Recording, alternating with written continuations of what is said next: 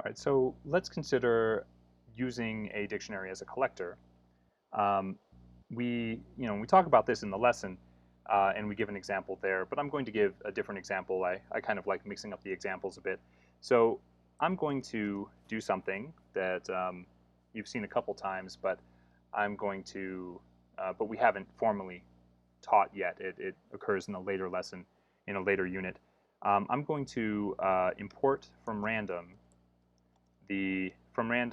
import choice. I'm going to get this choice function, and that's going to allow us to get a random value out of a list. So I'm going to say, I'm going to make a list. So this is going to be my rand list, and I'm going to, a certain number of times, I'm going to call the choice method on, let's say, a range of numbers between 0 and 10. And you can imagine this is, I'll just run this once to give you a sense of what's happening here. Let's see, rand list. Rand list is ultimately going to be appending values to itself. So currently rand list is actually an int, but let's not worry about that quite yet. So the first run I get 9, second run I get 5.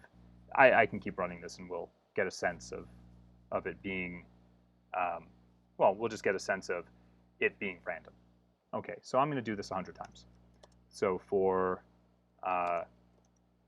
whatever in range, and we'll do 100, I'm going to then, instead of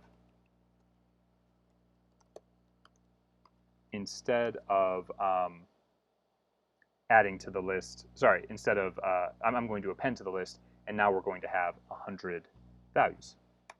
So if I print the rand list, oh, you know what, I have to declare it first. So that's what I did. Now we're going to print it out, and notice we get 100 numbers, and those 100 numbers are all between 0 and 10. So let's collect these numbers into various let's collect them into ranges. So let's make a dictionary.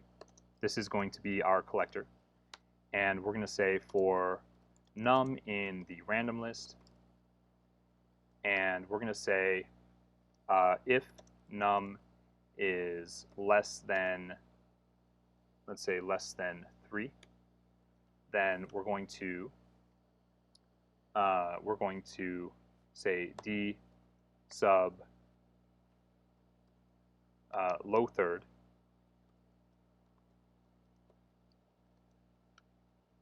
we're going to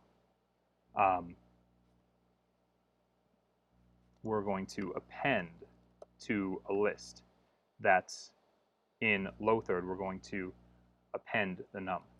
Now, this is an empty dictionary up here, so it doesn't actually have this key in it at this point. But we can make that key simply enough. We'll just do that. And for the value, I'm going to put an empty list. So I'll do that for the first one. And then I'm going to say elif num is less than 6. Then we're going to say d, well, I'll just copy this, and we'll say d sub mid third append num. And then we'll do this again. We'll make mid third exist, and now we'll just say else d sub high third dot append num. So 0, 1, 2, 3, or sorry, 0, 1, 2 will go into this first one, 0, 1, 2, and then 3, 4, 5 will go into the second one. I forgot to put a 6 in there. And then 7, 8, 9 will go into the third one. I just need to make sure that these exist, otherwise I'm going to get a key error if they don't exist. And at the end of the day, we can just print the dictionary that has collected these values into their relative thirds, and let's find out. So low third has, you know what, I'm going to just print this out a little nicer. I'm going to say for key value in d.items, and we'll go ahead and do print k colon v, and that'll just get us a nicer display of this. So low third, mid third, high third. Cool. So, you know, are we seeing a relatively equal distribution here? I think we are. I think if we run this a number of times, it'll all balance out. What we could do is throw length around this, and you know, there's 28, 28, 44. If I run that again, we get 28, 24, 48. Interesting. What is happening there? I wonder if I have a logical error.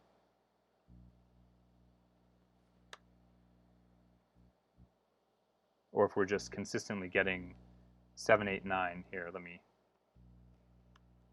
do something like this. Elif num is less than, oh, I see. Yeah, okay, that makes sense. So elif num is less than 10. Sorry, my logic's a little bad. 40, 24, 36, 33, 31, 36. I think you get the idea. This is going to give us some relatively equivalent things. Now, if we change this to 1,000, or let's say 10,000, run that one more time, and yeah, those are fairly close. But you know, just consider that the high third is collecting. It's not a pure third, right? It's collecting one extra number because we're collecting 9 in that one as well. We're 6, 7, 8, 9.